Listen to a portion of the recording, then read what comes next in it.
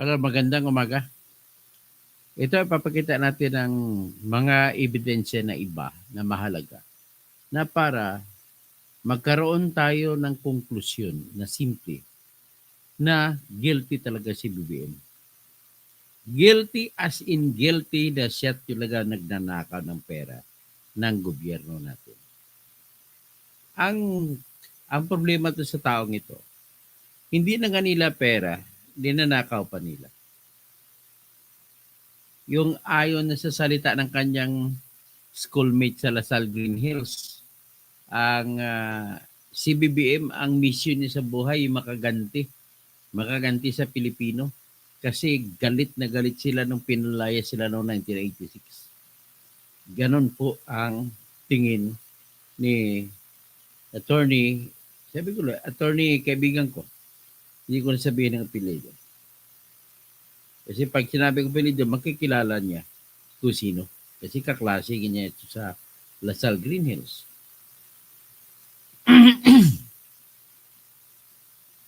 Ganito po yan. Una, sasabihin ko sa inyo, may batas sa ebidensya. Na kung pagbangga-banggain mo ang dalawang salita, yung isang salita nag-aakusa na may bitbit na ebidensya. At yung isang salita na nagdi-deny, wala pang ebidensya.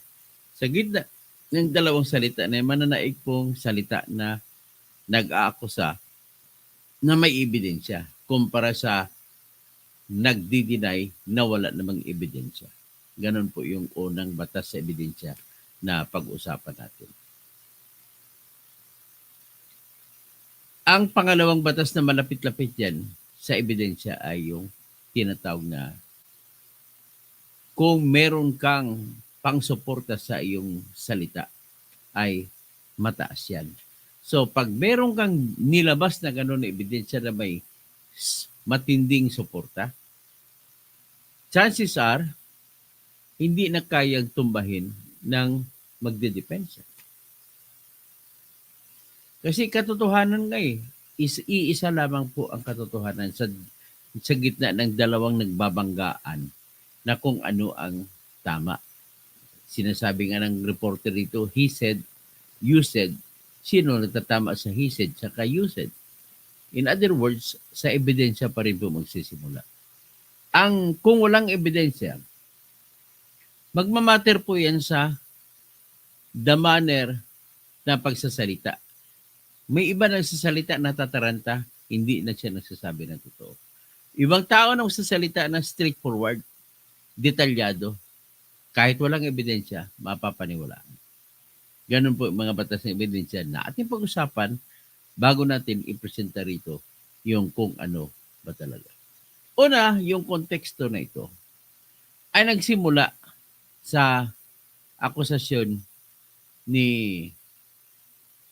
Saldico kay Romualdez at saka kay BBM na silang dalawa ang kumukuha ng 2 bilyon kada buwan na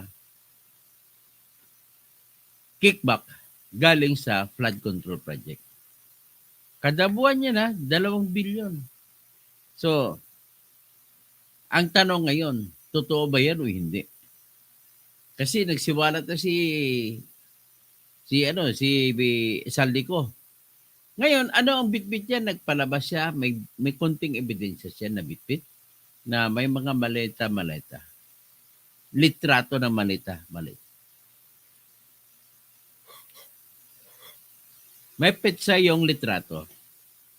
Alam naman natin ang kuha ng litrato ng cellphone. Merong date yun. Sigurado ako. At may siya kasulat din na date kung kailan kinuha. Ang hindi mo lang nakita doon kung ang laman ba ng mga maleta na yon ay pera o hindi. Pero may nakalagay lang na post-it kung magkano nakalagay in terms of millions. May nakalagay 48, may nakalagay 20. Ganun po nakalagay. So, yan ang ating usisain sa ngayon. At kung ako, pangunahan ko kayo, nagko-conclude na po ako ngayon na guilty talaga si Bongbong Marcos. Sila ni Romualdez, guilty sila. So, ngayon, umpisa natin po. Ipakita muna natin ito. Yung salita, yung reaction ni Toby Chanko sa pinakahuling sinabi ni Saldico na 2 billion kada buwan ang kinukolekta niya para ibibigay kay Romualdez at kay Marcos. Ito po. Ito.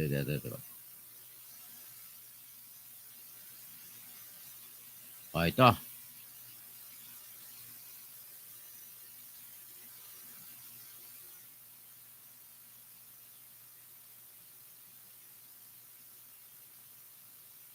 Pag-upong-pag-upo, ang bungad talaga kaagad ng presidente kay Martin. Ito sinasabi niya pag-upo, pinatawag si Martin Romualdez ni BBM at pinatawag din si Toby Chanko.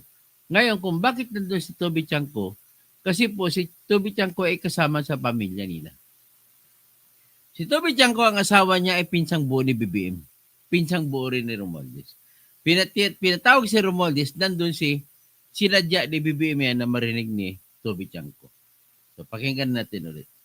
Ito yung nangyari noong November 24, 2024, na kung saan pinatawag siya at pati si BBM at pati si Romualdez. Pag-upong-pag-upo, ang bungad talaga kaagad ng presidente kay Martin is, Martin, kayo ni Saldi, ilan bang bahay sa Forbes ang gusto nyong bilhin? Ilan bang eroplano ang kailangan ninyo?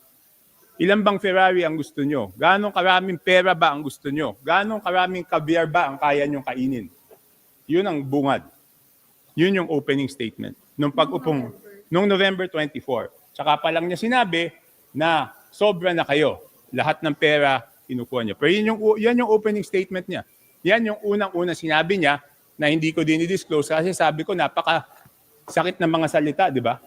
Ibig sabihin, ang unang isip ko, ulitin ko, papagalitan mo pala to, bakit sinama mo pa ako dito? So yun. So kaya makita mo, puro sabi, di ba? Sabi ni Pangulo. And ang daming instances na kahit dito sa Congress, palagi niya, kaya minsan nagtatalo kami, hindi ko sinasabi niya, pag nag-uutos siya, hindi ko naman ito gagawin kung walang utos sa taas eh. Ako naman, ang sinasagot ko nun,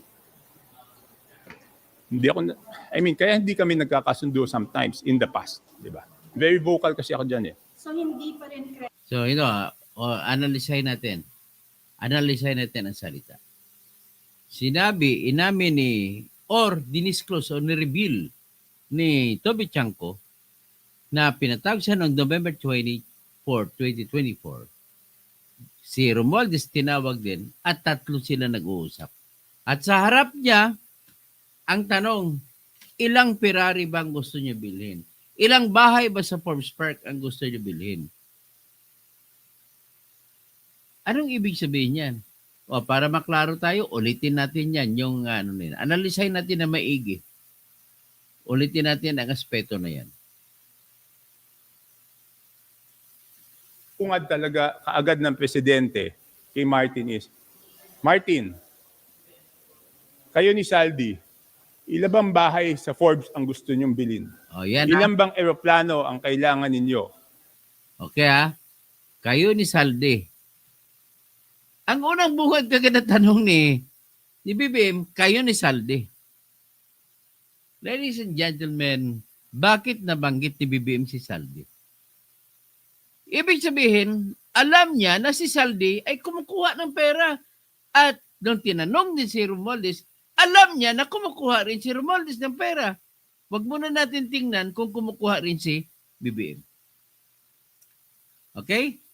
Pero the fact na binanggit niya yun, alam niya na ginagawa. At kung alam niya na ginagawa, ang obligasyon mo bilang presidente, itigil mo na yan. Ipakulong sila. Obligasyon mo sa Pilipinas at sa mga Pilipino, hulihin sila sa akto si Saldi at saka si Romualdez. bakit hanggang doon alam mo pala ilang Ferrari, ang ilang bahay sa Forbes Park ang gusto niya gawin, ilang eroplano ang gusto niya bilhin. Iyan po salita na yan. Naniniwala ako kay Toby Tiangco na iyan ang sinabi ni BBM. Ang ibig sabihin nito, alam na ni BBM na may nangyayari na nung una pa lang bago sila magkikita. At kung alam niya, bakit hindi niya pinakasuhan ang kanyang pinsan at saka si Saldico?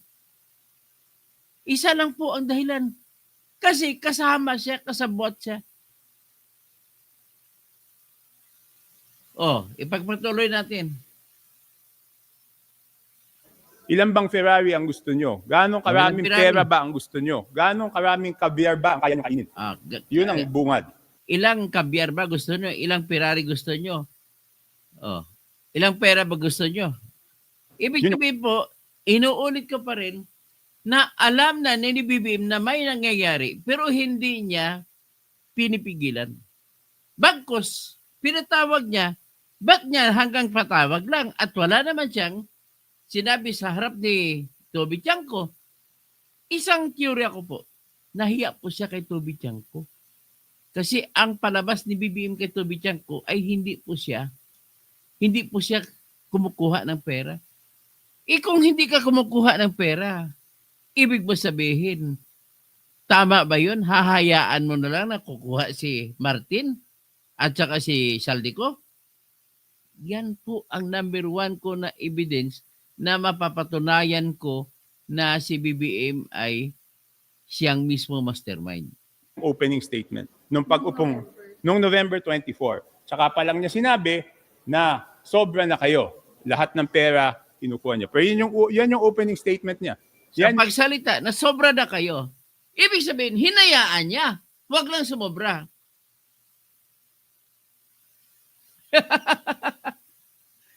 Sobra na kayo. Ibig sabihin, isa lang ibig sabihin yan.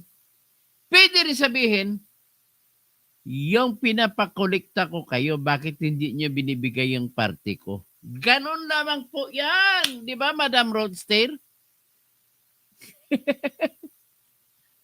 Sabi ni Madam Roadster, yung salita ni Saldico was very expressive at have meaning that there's someone threatening his life. So, he might as well says it for the people to know. Yan. Ikaw, nagkaunsiyan, correct? Correct. Nagkaunsiyan. Tama ka, NRR 2025. Sa di Alpha 02. Si Toby, marami din sikretong tinatago. Si Rodstay naman, lifestyle on luxury. Yan si Mantis 365. Tip of the iceberg lang yan ng DPWH, Custom, DNR, DepEd, PhilHealth, Department of Human Settlement. Correct you are. Tip of the iceberg. Marami pang mga ibang ninakaw ni BBM. Sa BBM resign, walang 20 pesos bigas, wala infrastructure, walang 20 pesos bigas, walang pundo. Tapos, walang pundo sa PGH. Lahat ng mga tao na dinadala sa PGH na mamatay na. Walang magagamit na pera para gagamutin. Lalo na't may mga cancer na mga pasyente ni Dr. Lachon. So, si Saldi nag-expose na mastermind ito si BBM. So, yan na talaga. George Kabamungan, yung guilty sa korte, yun nakukulong. Si Bacas Cotter, BBM resign, wala 20 pesos. Yan. Halataan nyo na. NRR 2025, George Kabamungan, iba na guilty sa korte. Iba ang guilty sa may kukuti. Luis Onchanco, no doubt guilty talaga. Jenny 15D3S, araw-araw gig ko naghulat watching from Saudi po. Ay, maraming salamat. Dagang salamat, Jenny. Lagi kang nanonood at nakikinig sa akin. George Kabamungan, guilty agad. Di nyo pa napatunayan. For the purpose of public consumption, guilty na po siya. Jenny 15D3S. Maayong gabi, Sir Toto. Dami ko natutunan sa iyo, Sir. Lalo na mga legal. Salamat po. O yan, mga law of evidence sa aking tinuturo ngayon. Elgin Rizon. Good PM Engineer. Always watching you. Salamat po. O, si Back Squatter. Si Mantis, si Roadster. Nabasa ko na. O, tama to. Nagkaunsihan. Si Kapsat Romil Bingson, ha? Na imbagabigat. Yami, mo Romel, ha? Good morning. Okay. So, ito na. Klarong-klaro na. Guilty talaga sa mata ng tao. Iba pa yung guilty sa korte. Pero kahit bit-bitin ito sa korte, kung ako ang mag-prosecute dyan, panalo ako dito. Hello, Rafi Tolpo. Bulandit. Roster, economic mismanagement and out of control. So, big sabihin na, klaro, bakit hinayaan niya? Very obvious na hinayaan niya. Pagkatapos sinita niya, bakit siya maninita kung hinayaan niya nung una? Anong ibig sabihin? Hinayaan niya lang tapos tama na? Bakit ang tanong, ilang Ferrari ba gusto niyo? Ilang bahay ba sa Force Park gusto niyo bilhin? Ilang pera ba ang gusto niya kukunin? Ilang eroplano ba ang gusto niyo bilhin? Yan ang mga tanong ni BBM. Ang mga tanong na yan po, nagpapatunay na hinayaan niya. Bakit hinayaan? So tama po si Saldico sa kanyang sinasabi na kolektor lang siya. Ang 2 billion binibigay niya kay Romualdez at saka kay Marcos. Pero inamin niya na kay Romualdez lang na't binigay. Ibig sabihin po, lahat ng binigay kay Romualdez hindi nakarating kay Bongbong. Nagkaunsihan. Tama? Mr. Tiketchot, alam na niya, magnanakaw pero walang ginawa. Obvious na kasama siya. Ibig sabihin, naunsi lang siya, naunsi ni Romualdez. Kaya, ang ginawa, sabi ni Saldico, tinawagan siya ni Jojo Cadiz na bagman ni BBM. Nagreklamo daw si BBM. Bakit na wala nakarating? Kaya, nagpasabi si BBM, si Jojo Cadiz, na direkta, sinabi ni BBM kay Jojo Cadiz na direkta ibigay. Huwag kay Romualdez. Nagparinig sabihin kung saan na ang party niya. Ganun no, tama po yan in 2025. Tapos Nikki D, pero imposible na walang party si Ko. Ayan naman, ako naman ang tanungin mo, imposible na wala. Meron siya, sigurado ko meron. Pero ang mga kanya, kinukuha sa ibang diskarte yon. Pero sa mga nire-remit, naniniwala po ako, sa mga nire-remit ni Saldico na 2 billion a month, hiwalay yun. Hiwalay naman yung mga SunWest na kinikita niya sa SunWest. Hiwalay yung 2 billion a month. Diba? Hiwalay naman yung napupunta kila Jesus Cordero, kila Joel Villanueva, kila Jingo Estrada. Hiwalay din yung napunta sa kanila ni Risa Ontiveros, sa kanila Rapi Tulfo, sa kanila ni Grace po. Hiwalay yun. May kanya-kanyang siyempre kamot-kamutan sa likod yan. Ganun po nang nangyari. May tumatawag pero i-off ko muna. So, ganun po ang nangyari. Hiwalay po yung kay Saldi Discarte. Pero sa diskarte na yon, si Saldico ang ginawa nilang korektor. Diba? Nagbigay alam naman natin na naghatid ng pera si Engineer Henry Alcantara sa bahay ni Saldico. Maraming beses. Alam naman natin na naghatid ng pera sino pa? Si Eric Yap, naghatid ng pera kay Saldico. Ibig sabihin, lahat po yun nanggaling para kay sa diskarte ni BBM yun. Iba naman yung pondo na binigay ni Yosek Roberto Bernardo papunta sa ibang tao. Ibang diskarte yun. Papunta doon kay Trigib Olivar. Well, ibang diskarte yun. Hindi kasama yun sa 2 billion a month ni BBM. Yan ang klaro. Ano pa kayo ngayon? Ano sa tingin nyo sa analysis ko?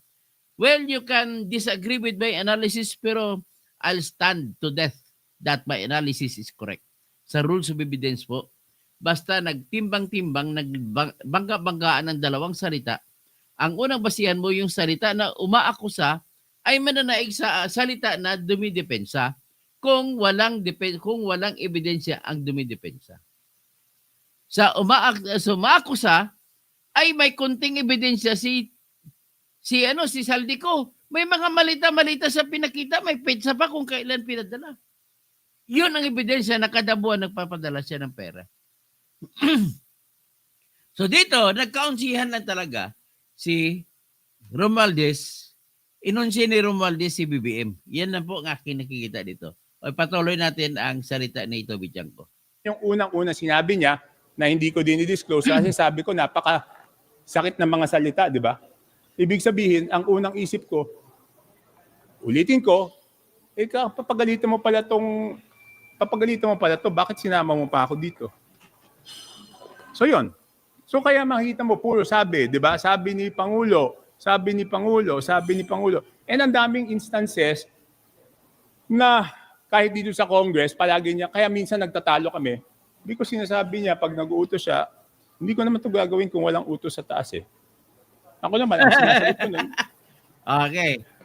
Hindi ako, Ang katwiran naman ang sinabi ni Toby, ang sinagot sa kanya ni Romualdez, hindi naman niya gagawin yon kung walang utos sa taas, pati si Saldico. So, sino yung taas? Ang tanong. Sino yung taas? Sino kaya ang taas? Walang iba si BBM. hindi kami nagkakasundo sometimes in the past. Di ba? Very vocal kasi ako dyan eh. So hindi pa rin credible yung mga sinasabi. Di ba puro sabi. Kaya nga hanggang Kaya tinuturoan ko kayo pag-analyze sa mga sabi-sabi, saan kayo matuto, paano nyo ma-analyze. Okay?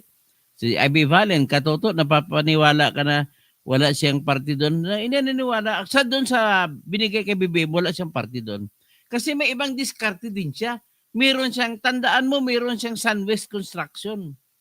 Doon siya kumikita naman. Kaya nga kinasuhan siya ng hiwalay doon sa Mindoro na transaksyon sa Sunwest. Kaya iserbisyo na lang ni Saldico yan kasi iyon ang mga direktang mga amo niya.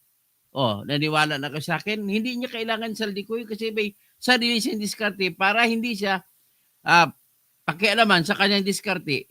Trabahuin niya muna, tulungan niyo muna, kolektahin niyo muna. Ganun lamang po nangyari. hanggang kay, ang kausap niya si Martin eh, di ba?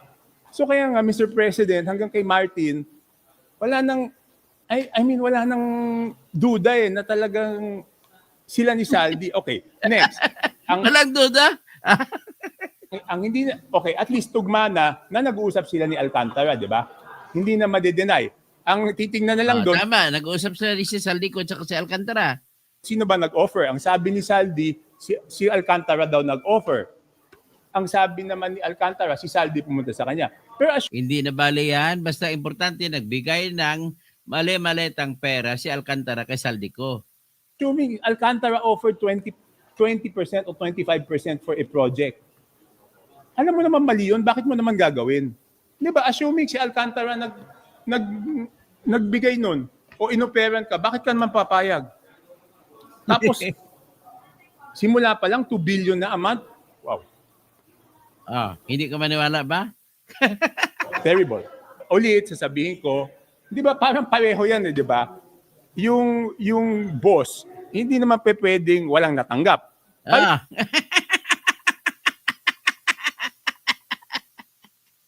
Hindi pwede na si Boss BBM walang natanggap. Pareho sila, di ba? Ang sinasabi ni Martin, wala siyang natanggap. Ang sinasabi ni Saldi, wala siyang natanggap. Silang dalawa yung nagtuturuan eh. Di ba may Kunwari, in-style mo lang eh. Sila, ang sinisita, kahit nasabihin na nagturuan, sagot na lang yon sa pagsisita sa kanila ni BBM. pera eh. So definitely, Ang tanong, bakit sila sinita ni BBM? Hindi sila pinatigil. Kung talagang hindi nagnanakaw si BBM, dapat pinahuli niya na kagad. Bakit na niya pinahuli? Yan, naniniwala ako to sa mga kwento ni Toby Chanco kung anong nangyari sa usapan. isa sa kanila, may natanggap. Pero ngayon, parehong sinasabi na walang natanggap. Eh, saan napunta yung pera? Eh, kay BBM, Di ba sabi ni Saldi, natanggap niya yung pera, pero binigay niya kay Martin at walang natira sa kanya. Sabi naman ni Martin, malinis konsyensya niya at wala siyang natanggap. Eh, saan napunta kay BBM. Pero kung nagreklamo si BBM, inunsin ni Romualdez si BBM. yung pera? Silang dalawa lang naman nagtuturuan. So Ay, between the two of them, talagang may pera between the two of them. Ang aalamin na lang, magkano ba yung kay Saldi doon? Magkano ba yung kay Martin Romualdez doon? So, hindi ka panipaniwala yung mga iba. Hindi pwede, Toby. Matanda ka na, Toby. Matalino ka pa. Huwag ka na magmaang-maangan. Alam ko matalino ka. Gagawin ba ni Saldi yun at saka ni Romualdez kung ayaw ni Bongbong? Kamsa Travel. Anong analysis mo? Ina-analyze, kinagabitan ko lang taktika ko sa rules of evidence na alam ko sa lawyering. Ginagabitan ko lang dyan. Pagbangga, ang dalawang salita, ang salita na nag-akusa ay mas paniwalaan kapag may kunting ebidensya. Kumpara sa salita na nagtatanggi na wala man lang maibigay na ebidensya para mapatunayan na hindi totoo yung akusasyon. Tapos, ang manner pa na pagkwento, bakit mo pinatigil? Isa pa, dagdag pa yan sa rules of evidence. Bakit ka sinita mo na alam mo na marami na silang binili at hindi sila titigil at alam mo, bakit hindi mo sila pinahuli? Bakit hindi mo sila kinasuhan? Oh, yan na. Ay, nako. Si Ragnarok, alright. Kakamping ang nakikinabang sanay na sa gobyerno ngayon. Yan. Eh, di ba puro sabi? Wala naman siyang sinabi, wala naman siyang masabi na direkta, di ba? Puro ang sinasabi niya, puro sabi ni Martin Romualdez, meron si Pangulo dito. I don't know kung ano yan. Kasi nga sa harap ko sinabi mismo, na sabi niya, Martin, wala akong natatanggap dyan. Siyempre naman, sabihin ng ganun yun. Yan yung sinabi. Pero wala ka natatanggap, bakit hindi mo pinatigil? Bakit hindi mo sila hinuli nung una? Alam mong wala akong natatanggap dyan. Yung isa pa lang na sinabi niya in front of me is, kayo ni Saldi, ang dami yung kinukuha, grabe yung corruption sa House, at alam mo, Martin, wala akong natatanggap dyan. Yung pala... Ibig sabihin, ito na naman ang panibagong pag-amin ni BBM na alam niya na nangyayari. May nakawan, pero bakit hindi niya pinapatigil at hindi niya pinapahuli si Saldi at saka yung pinsang buo niya na si Romualdez? Yung isa, nakalimutan ko. Buti tinanong mo yan. Sinabi niya pala yun sa harap ko. But again, for me, it's not only whether the president received anything or not, di ba? I will have to say this, baka magalit siya sa akin, but the president has may constitutional sworn duty ang Pangulo na panagutin lahat ng involved. Diba? Bakit din niya pinapanagot kaagad si Saldico at saka si Romualdez? Di ba? Ba't pinagalitan lang si Romualdez?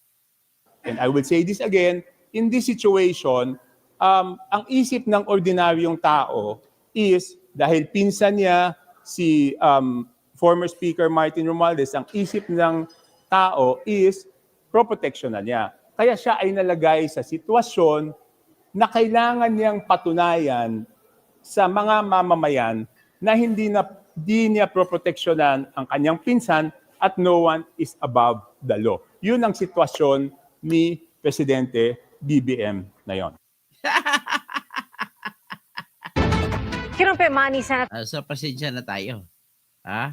Mali ka na dyan na, Toby. Inamin mo na.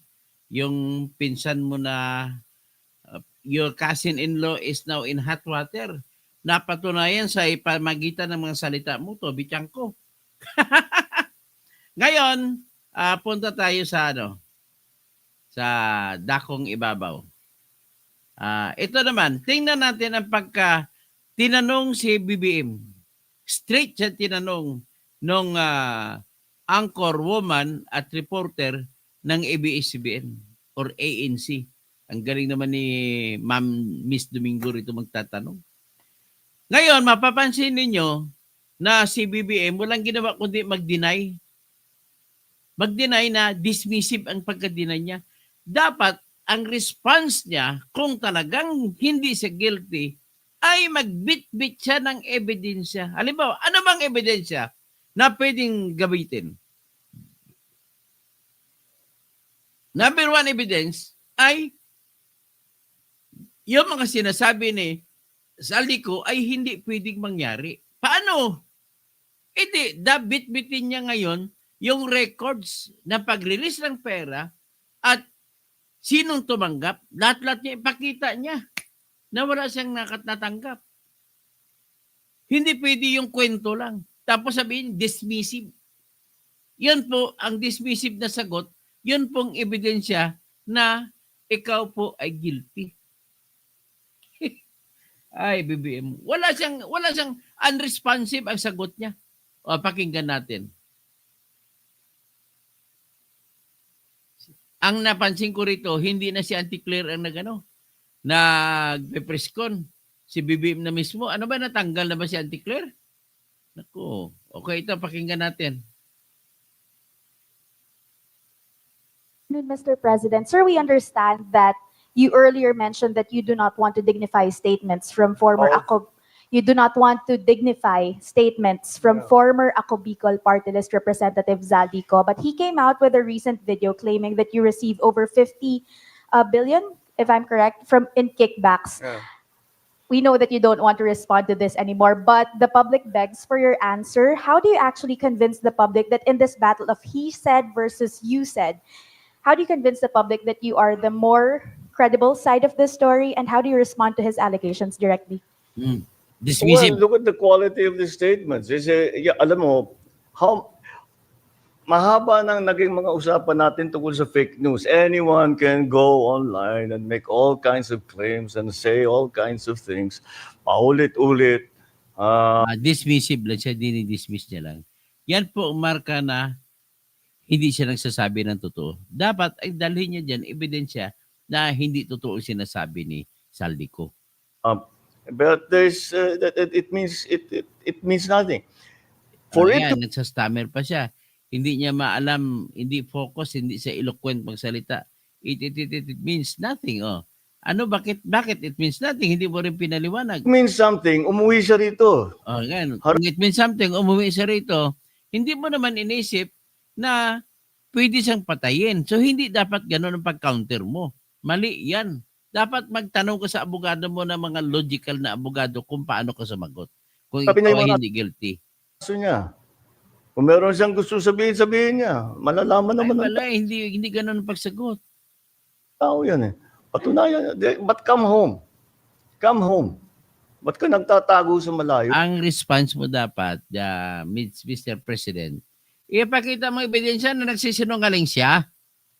Ganun lang kasimple. Ngayon, para mapakita mo, number one evidence is, paano? Ang problema mo, paano mo matanggal sa isipan ng hurado ng mga tao na naging Appropriations Committee Chairman siya at bilang ganon, ang kanyang pwesto sa House of Representatives, ang kanyang trabaho ay taga-lista kung ano mga budget ng kakailanganin na ipapasa, kagaya ng flood control. So, paano mapapatunayan yan? One thing is, ipakita mo yung pag-release ng lahat ng pondo. Yan dapat ang hinanda mo. Pag-release ng pondo, ipapakita mo sino tumanggap. Ipakita mo sino nagbidding. Lahat-lahat. Para mapagdepensa mo sarili mo. Ipakita mo na yung mga nagbibidding ay hindi man na nagpaalam sa'yo. Ipakita mo na ang mga contractor ay hindi nagbigay ng pera kay Saldico. Kasi pag hindi mo napatunayan na nagbigay kay Saldico, mas malamang po ang iniisip ng tao na binigyan ng pera ng mga contractor si Saldico at ibinigay din sa'yo. Di ba? Ako, hindi ako nagtatago eh. Kung meron kang akusasyon sa akin, nandito ako. Hindi ganun ang rason. Hindi ibig sabihin na hindi ka natatago, inosente ka. Maghanap ka na ibang rason, magpaturo ka sa magaling sumagot. Gawin niyo ang pareho. At Wala ka para- na isasagot na depensa? Wala kang pinapakita hanggang ngayon. Wala kang sinasabi na depensa. Hinahayaan mo lang, ganun lang, deny ka lang. patas lang naman. Hindi mo nga binabanggit yung tungkol sa maleta na pinapakita. Okay. Thank you very much, Mr. President. O yan. Ha? Yan ang yan ang dismissive. O pakinggan naman natin, ang isa pang taktika nila gamit si Lacson ay itutulak kay na si Marcolet, na si Lucas Bersamin ang mastermind. Ito, pakinggan natin yung mga kakampi ni Marcoleta na nagsasabi tungkol kay Bersamin. Pakinggan natin. Hindi rin sila maniwala kung anong papel ni Marcoleta dyan. At ito. Si Nelson Lubao. Sa ganang mamamayan. Sekretary siguro kasi yung executive secretary siguro kasi tinuturo. Ay, Dinidiscuss sila kung executive secretary Bersamin ang mastermind.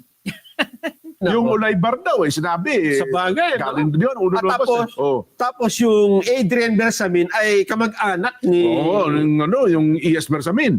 Naku po, ibig sabihin ba pagka Pagka tinagtitagri mo yan, pagka nagkaturoan, ang maituturo ay si Executive Secretary Lucas Bersamin? baka dyan mahulog yan, Nelson. Oh, Ano ko, magkakaroon... mabigat yan. Baka- Ibig sabihin Ang sabi nga niyan, Jen, nako, pagka yun nangyari ay baka maghalo ang balat. sa tinalupan. Dahil may Oh. pahayag na dyan eh. May babala na. Si Executive Secretary Lucas Bersamin kapag ka siya ang itinurong mastermind. Meron ba tayong video? Meron. O sige nga, May pakinggan natin. video. Okay. Executive Secretary Lucas Bersamin. Pakinggan natin. Senator Lacson has the evidence. Well, we will respect his declaration there. Pero sa tingin ko lang, kung batay lang sa mga kwento ni Saldico at saka ni Bernardo, hindi ko naman pwedeng sabihin na naniniwala ko agad. Alam mo, naging judge at abogado ako at naging judge ng matagal. Itong mga bagay na ito, yung mga paratang na ganito, should ultimately be established in court. Hindi ko hinihingi na for purposes of these declarations, there should now be evidence acceptable by a court. No? Bahala sila kung anong kanila because I cannot control whatever they want to say. Dapat guarded naman para hindi naman masira yung mga reputasyon ng mga tao. Hindi ko alam yan. I cannot judge the veracity of Senator Lacson's statement. Go ahead. What is nagbatay ni handwritten unsworn sulat ni Bernardo, mga ganun. Bahala silang mag-discard dyan. But as far as I know, Adrian and the others are not that into this na sila lang ang gumagawa. Huwag din nito sabihin ako ang mastermind. Ayan. Yun. Matindi yung Wag sabi mo lang niya. sabihin kung Oo, wag mo sabihin ako mastermind. Pero hindi rin sa naniniwala na yung Adrian at yung isa ay sila lang ang gumagawa. Yun na nga. Sayang, may karugtong pa yung mas mahaba-haba pa sana sinabi. Oo.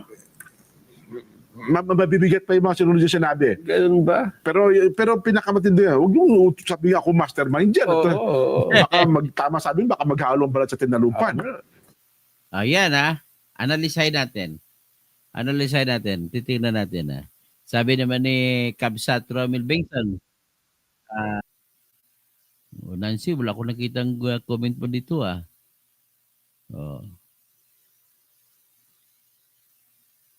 So anyway, ang comment ko lang doon kay Ma'am Claire, kay Claire Ganda, is yung nakipag-away siya, nagkiriging personal sa kanya.